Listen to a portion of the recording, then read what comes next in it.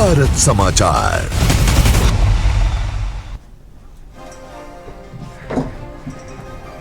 नमस्कार, मैं हूं मयूरी श्रीवास्तव। आप देख रहे हैं भारत समाचार। रुक करते हैं खबरों की ओर। दीपावली की रात नसीम सोलंकी ने कानपुर के एक प्रसिद्ध मंदिर में शिवलिंग पर जलाभिषेक किया था। इस पूजा के दौरान उन्होंने दीप जलाकर पूरे विधि विधान से पूजा की। यह वीडियो वायरल होने के बाद से ही सियासी गलियारों में हलचल मच गई है। अब इस मामले में बरेली जिले के मौलाना शहाबुद्दीन रिजवी ऑल इंडिया जमात के राष्ट्रीय अध्यक्ष ने एक फतवा जारी कर दिया है। ऑल इंडिया मुस्लिम जमात के राष्ट्रीय अध्यक्ष मौलाना ने देखिए इस पर फतवा जारी किया है, जहां नसीम सोलंकी पर फतवा जारी करते हुए कहा है कि उन्हें तौबा करनी चाहिए।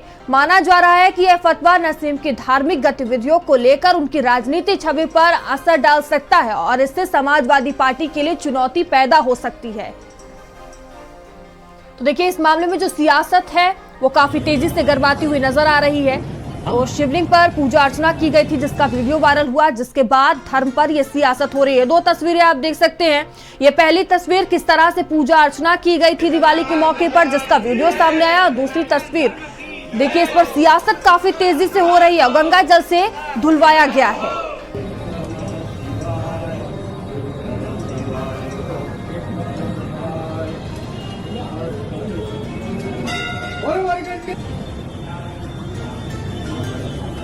तो धर्म पर ये सियासत देखने को मिल रही है। देखिए, लगातार ये तस्वीरें सामने आ रही है। पहली तस्वीर किस तरह से पूजा अर्चना की गई, विधि विधान के साथ जलाभिषेक किया गया शिवलिंग पर, और दूसरी तस्वीर उनके धर्म के नाम पर लगातार सियासत हो रही है, जिसके बाद गंगा जल से मंदिर को धुलवाया गया।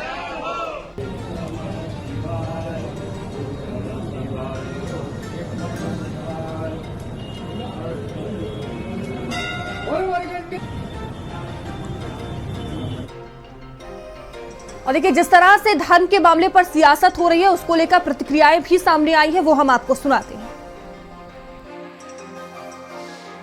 जो आग समाजवादी पार्टी ने लगाई है, आज वो अपनी आग में खुद ही घिर गई है। कट्टरपंथ लगातार बढ़ाने का काम समाजवादी पार्टी करती रही है, मजहबी तुष्टीकरण करने का काम करती रही है। अब इरफान सोलंकी की पत्नी नसीम सोलंकी वो भगवान शिव की पूजा अर्चना करने के लिए चुनाव के वक्त पे चली गई, तो ये बात कट्टरपंथियों को अब नागवार गुजर गई है, और इसलिए कट्टरपंथी अब फतवा जारी कर रहे हैं। इसलिए जब दूसरों के घर में आग लगाते हैं ना, तो अपने घर में भी आग कभी न कभी पहुंची जाती है। कि कट्टरपंथ से देश का भला नहीं होने वाला है, सबका साथ सबका विकास से भला होने वाला है। वैसे भी चुनाव के आधार पर जो लोग भक्ति प्रदर्शन करने लगते हैं ना, उनका ऐसा ही असर होता है। देखिए, समाजवादी पार्टी सभी धर्मों का सम्मान करती है, परंपराओं का सम्मान करती है, और यही समाजवादी विचारधारा है।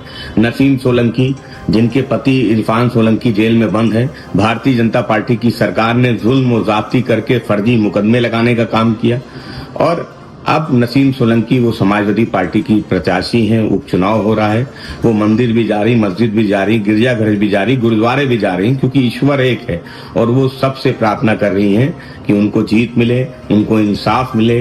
भारतीय जनता पार्टी वो नफरत की राजनीति करती, बंटवारे की राजनीति करती है, वो बटोगे कटो जैसे नारे देती है। और समाजवादी लोग, समाजवादी प्रत्याशी सबको साथ लेके चलने का प्रयास करते हैं, तो इसमें कुछ भी गलत नहीं है।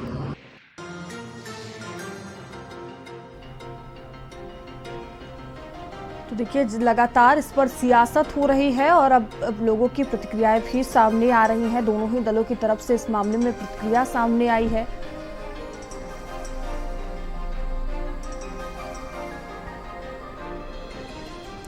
देखिए, नसीम सोलंकी ने जिस तरह से पूजा अर्चना की, उसको लेकर सियासत काफी तेजी से गरमा रही है।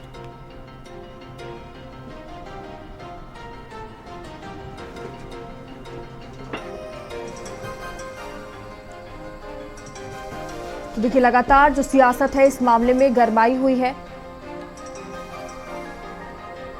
नसीम सोलंकी ने जिस तरह से पूजा अर्चना की है, उसको लेकर वार पलटवार किया जा रहा है। और मौलाना शहाबुद्दीन हमसे जुड़ चुके हैं। मौलाना जी, आपका बहुत बहुत स्वागत है भारत समाचार पर। देखिए, लगातार जिस तरह से नसीम सोलंकी के द्वारा पूजा अर्चना की गई, अब देखिए मंदिर को धुलवाया जा रहा है, उनके खिलाफ फतवा जारी हुआ है। देखिए, इस्लाम ने अपने अनुयायियों को एक दायरे में रहने के लिए बात कही। इस्लाम अपने अनुयायियों को एक दायरे में रहने के लिए कहता है। और इस्लाम के उसूल हैं और ज़ाब्ते हैं। उसूल और ज़ाब्ते का जो उल्लंघन करेगा और इस्लाम के दायरे से बाहर रह कर के जो काम करेगा तो वो जरूर शरीयत की नजर में मुजरिम होगा और शरीयत के कटघरे में खड़ा होगा। इस्लाम ये कहता है कि आपको ये काम करना है या नहीं करना है, ये जायज है या नाजायज है, ये हराम है या हलाल है। तो एक जो ज़ाब्ता बना हुआ है उस ज़ाब्ते के खिलाफ उसकी अवहेलना जो करेगा, उल्लंघन करेगा, तो उसके ऊपर शरीयत का हुक्म नाफिज होगा। तो इसीलिए जो सोलंकी जी के ताल्लुक से जो शरीयत का हुक्म है वो हुक्म बयान कर दिया गया है। मैं आपको भी बयान कर रहा हूँ, आपके माध्यम से भी ये बात कह रहा हूँ कि उन्होंने जिस तरीके से जाहिर किया जा रहा है कि उन्होंने वो मंदिर में गई और मंदिर में पूजा पाठ की और जलाभिषेक किया, तो ये शरीयत के खिलाफ काम किया। और इस्लाम साफ साफ स्पष्ट तौर पर, वाज़ेह तौर पर इस बात को कहता रहा है और कहा है, नजरिया है इस्लाम का कि मूर्ति पूजा हराम है। इस्लाम मूर्ति पूजा को हराम करार देता है। अब ऐसी कंडीशन में इस्लाम का मानने वाला कोई अनुयायी, चाहे मर्द हो या खातून हो, कोई भी अगर इसका उल्लंघन करेगा तो वो शरीयत की गिरफ्त में आएगा।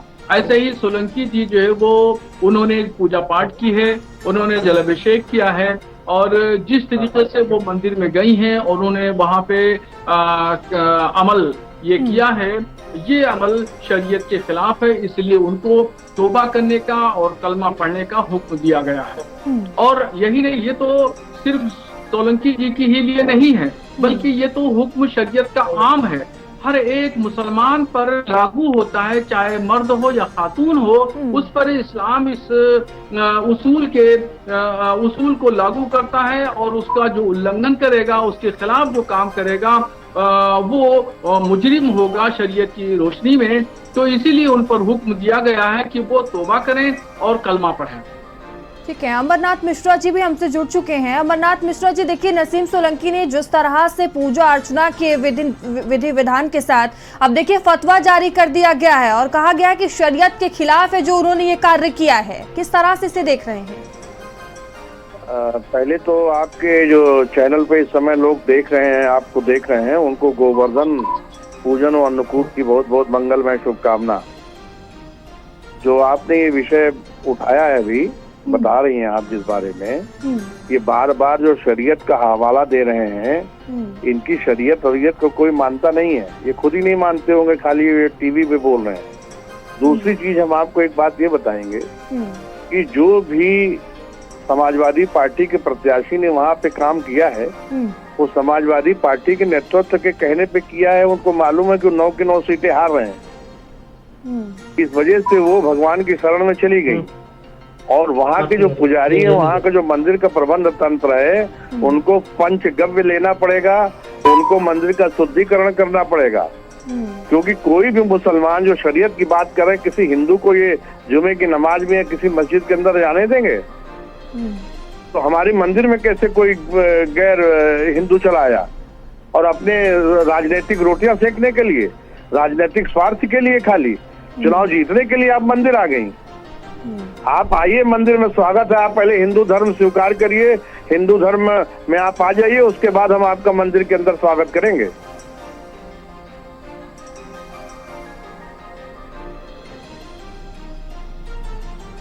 हेलो,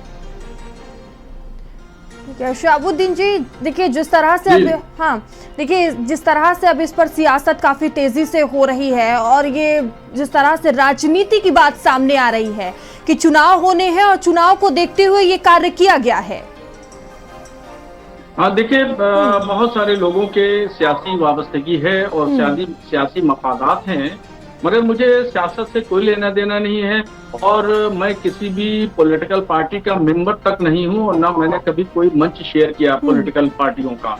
तो इसलिए मैं तो सिर्फ मेरी जिम्मेदारी है, मैं आलिम दीन हूँ, मैं मुफ्ती हूँ, तो मेरा काम है मुसलमानों की मजहबी रहनुमाई करना। मैं मुसलमानों की कौमी मिली रहनुमाई करता हूँ, मुसलमानों की शरई रहनुमाई करता हूँ, ये मेरी जिम्मेदारी बनती है। जब अल्लाह तबारक व तआला ने मुझे जिम्मेदारी दी है और मुझे आलिम दीन बनाया और 12 साल मैंने मदरसे में पढ़ा, उसके बाद मेरी दस्तारबंदी हुई, तो मेरी जिम्मेदारी बनती है कि कोई भी अगर मुसलमान गलत काम करता है और मुझसे पूछा जाता है तो मैं शरीयत की बात बताऊंगा। मुझे शरीयत की बात बताने में, मसले शरई को बताने में, चाहे कोई भी राजी रहे नाराज रहे, मुझे इसकी कोई परवाह नहीं है, मैं बताता ही रहूंगा, मैं अपनी जिम्मेदारी निभाता रहूंगा। और पॉलिटिकल लोग जो हैं, सियासी लोग, वो अपना जिस ऐनक से देखना चाहे, नजरिए से देखना चाहे वो देखें, मगर मैं तो यही कहूंगा कि भाई सोलंकी जी ने शरीयत का उल्लंघन किया है, वो तौबा कर लें और कलमा पढ़ें। और मेरी तो दुआ है कि वो जीत जाएं, वो कामयाब हों इलेक्शन में, वो विधायक बने और उत्तर प्रदेश की असेंबली में पहुंचे, वो मुसलमानों की आवाज बने, मुसलमानों के मसाइल और उनके जो परेशानियां हैं, दिक्कतें हैं, वो असेंबली में उठाएं। मैं तो उनके लिए दुआ करता हूं। मगर जहां तक शरई बात है, वो शरई बात तो मैं कहूंगा और कहता रहूंगा, ये मुझे कोई नहीं रोक सकता है। नहीं पंडित जी रोक सकते हैं, ना कोई मुसलमान जो है मुझे शरई बात कहने में रोक सकता है। मेरी जिम्मेदारी बनती है, मेरा दायित्व है, मैं अपनी जिम्मेदारी से अलग नहीं हो सकता। कि अमरनाथ जी, देखिए जिस तरह से ये पूजा पाठ किया गया, एक तरफ फतवा जारी किया जा रहा है, तो क्या चुनाव को देखते हुए, राजनीति को देखते हुए धर्म को मुद्दा बनाया जा रहा है? देखिए मैडम, जो ये मौलाना कह रहे हैं कि मैं शरिया रहनुमा हूँ, ये हूँ, कैसे ये रहनुमा है कि इनके बीच की एक मुसलमान महिला जो है दूसरे मंदिर के अंदर प्रवेश कर गई? ये किस तरीके के रहनुमा है? किस तरीके की शरई सलाह देते हैं लोगों को? और उसके बाद ये बता रहे हैं कि हम तो सियासत नहीं करते हैं। लास्ट में ये भी कह रहे हैं मैं उनके लिए दुआ करूंगा कि वो चुनाव जीत जाए, मुसलमानों की आवाज बने। ये कैसी आवाज है जो दूसरे धर्म के अंदर प्रवेश कर रही है? ये किस तरीके की आवाज है कि हमारे मंदिर में जाकर अशुद्धिकरण कर रहे हैं? किस तरीके से उन्होंने प्रवेश मंदिर में किया? किससे पूछ के किया? ये तो राजनीतिक कारण था, चुनाव जीतने की लालसा की वजह से मंदिर में गई हैं। सिर्फ चुनाव जीतने की लालसा, हिंदुओं को खुश करने की वजह से ये इनको मंदिर के अंदर भेजा गया है। सिर्फ हिंदुओं को खुश करना है। शाहबुद्दीन, क्या जी देखिए यही वजह है कि चुनाव को देखते हुए मंदिर में इस तरह जाना, पूजा अर्चना करना? देखिए मंदिर में कौन जाएगा कौन नहीं जाएगा, ये मंदिर के जो जिम्मेदार लोग हैं, ये उनकी जिम्मेदारी बनती है कि किसको दाखिले की इजाजत देते हैं या दाखिले की इजाजत नहीं देते हैं। ये मेरा काम नहीं है। और कोई भी शख्स मर्द है या क्या नाम है महिला है, अगर वो जाती है तो किस मकसद के लिए जा रही है, किस मकसद के लिए नहीं जा रही है, ये भी उसके ज़मीर पर, उसके विवेक पर जो है मुनहसिर होता है। और ये भी हमारा तय करने का काम नहीं है। हमारा तय करने का काम ये है कि अगर कोई शरीयत के खिलाफ कोई काम करता है, शरीयत के उसूलों का उल्लंघन करता है, तो हम उसको सलाह देंगे, मशवरा देंगे और उसको शरीयत की बात बताएंगे ताकि वो अपने अंदर सुधार पैदा करे। तो ये हमारा मकसद है। बाकी हिंदू लोगों को वोट देंगे नहीं देंगे, वो क्यों गई क्यों नहीं गई, ये तो जो वहाँ के लोग हैं, जो जिम्मेदार लोग हैं, मंदिर के पुजारी लोग हैं, वो उनकी जिम्मेदारी बनती है कि वो शुद्धि कराएं न कराएं। और कुछ लोग खुश हो रहे हैं कि एक मुस्लिम महिला मंदिर में आई, कुछ लोग नाराज हो रहे हैं कि मुस्लिम महिला मंदिर में क्यों आई, उसको शुद्धिकरण होना चाहिए। तो ये तो खुद ही विरोधाभासक यानी इख्तलाफी बयान है, कोई मुत्तफिक नहीं है। खुद मंदिर के लोग भी, कुछ हिंदू समुदाय के लोग भी मुत्तफिक नहीं है इस बात पर, अभी तय नहीं कर पा रहे हैं, एक राय नहीं बना पा रहे हैं कि क्या कहना है, क्या नहीं करना है। साफ तौर पर कहा जा सकता है, क्योंकि देखिए चुनाव नजदीक है और इस तरह एक मुस्लिम महिला का मंदिर में जाना, पूजा अर्चना करना, साफ तौर पर यह है कि चुनाव को देखते हुए इस तरह के कार्य किए जा रहे हैं। क्या यही माना जाए इसे कि धर्म की राजनीति की जा रही है?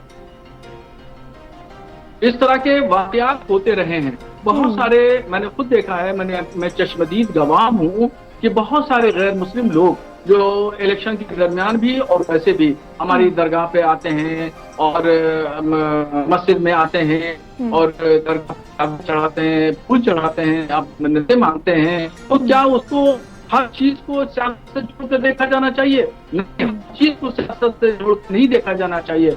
किसी को ये भी समझा जा सकता है कि वो परेशान हाल है तो परेशानी का मदावा ढूंढने के लिए वो आया है, या कोई अपनी जरूरत के लिए आया है, या कोई ऐसे ही जियारत के लिए आया है या दर्शन के लिए आया है, यानी कोई भी वजह हो सकती है। वो तो उसका दिल गवाही देता है उसका कि क्या उसकी मंशा थी और क्या उसकी नियत थी। तो ये बहुत अहम है कि उसकी नियत को, उसकी मंशा को देखा जाना चाहिए।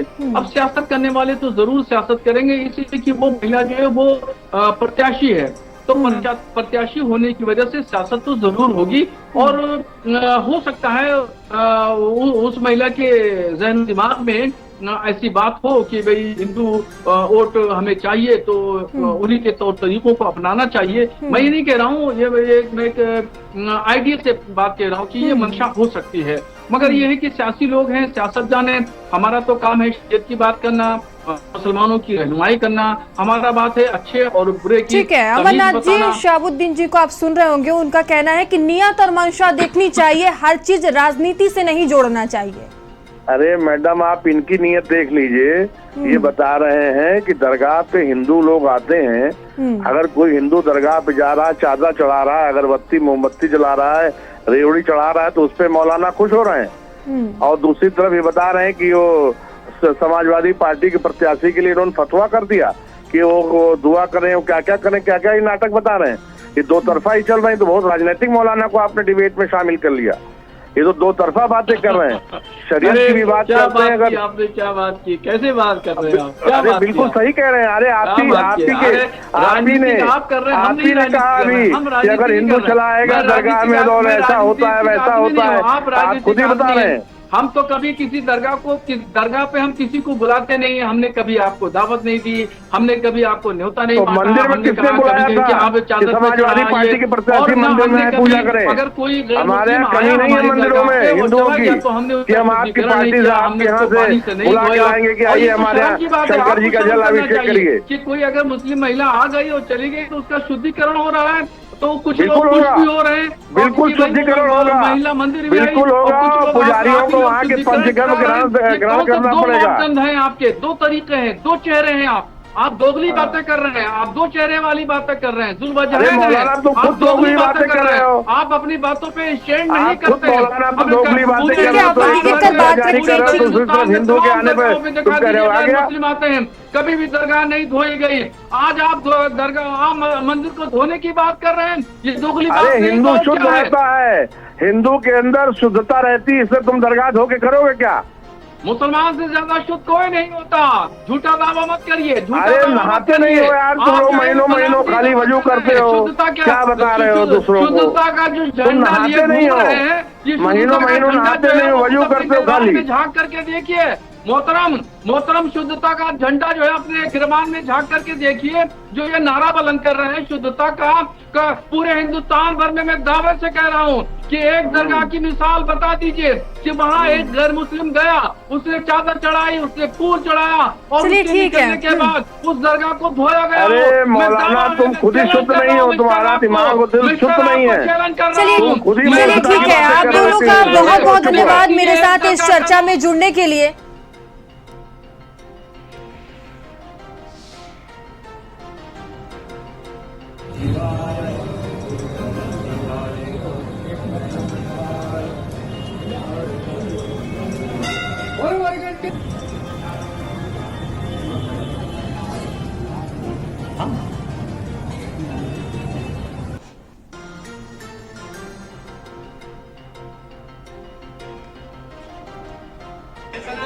वहीं लखनऊ में बीजेपी और समाजवादी पार्टी के बीच